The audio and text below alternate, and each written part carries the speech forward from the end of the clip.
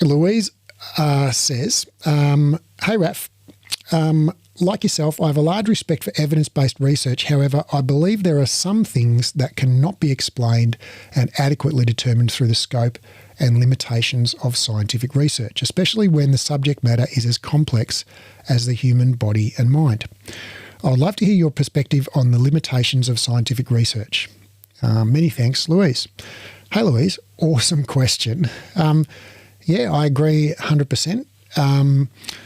There are many, many things that currently cannot be explained by science. Low back pain is one of them. Human motivation is another one. Behaviour change is another one. So there are just huge gaping, holes in our understanding of how the world works, particularly around the human body and mind. Now, I don't think those are necessarily inherent limitations in science. I think they're more limitations in our current understanding. And I can imagine some future time, maybe 100 years from now, when, some of those things are not mysterious to us anymore, when we've peeled back the onion and we understand it. If we think about 100 years ago, some of the things that we didn't understand, like infectious disease, or maybe not 100, maybe 150 years ago for infectious disease, Louis Pasteur. The germ theory of illness is only, from the 19th century. So 200 years ago, we were bleeding people and leeching them. Definitely our understanding is incomplete, and I think that's a temporary state of affairs, and we just got to keep pushing the peanut forwards. And many of these things won't be resolved in our lifetimes, but we move forwards and do the best we can with what we've got. I think I think the philosophical or where I think we do need to be cautious is in going from an acknowledgement that science has a very incomplete understanding of these things, which is 100% true. Science does have a very incomplete understanding of many areas.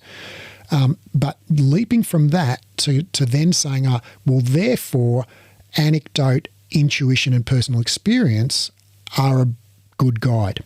And that's a logical fallacy. So now that's not what you were proposing in your question, and I don't know if this applies to you or not, Louise. So this is sort of more of a general point. But, just basically saying that, okay, science doesn't know the answer to this question at this time doesn't imply that somebody's intuition, theory or personal experience or anecdote does have the answer. Those two things are not logically connected. One doesn't follow from the other.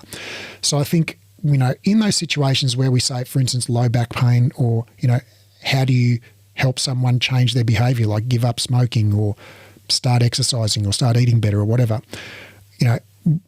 the answer to that is, well, we've got, science knows some things that help a bit in these areas, but we probably have only solved 20% of the problem at this stage. And I think, what is, the right response there for us is to say, well, we've probably only solved 20% of the problem, and we should just acknowledge that and say, okay, well, that's probably the best we can do right now, right? Is to help you get 20% better, or help 20% of the people get better, rather than fall into the trap of thinking like, oh, well, science doesn't understand it, therefore we should just apply non-science. So I think,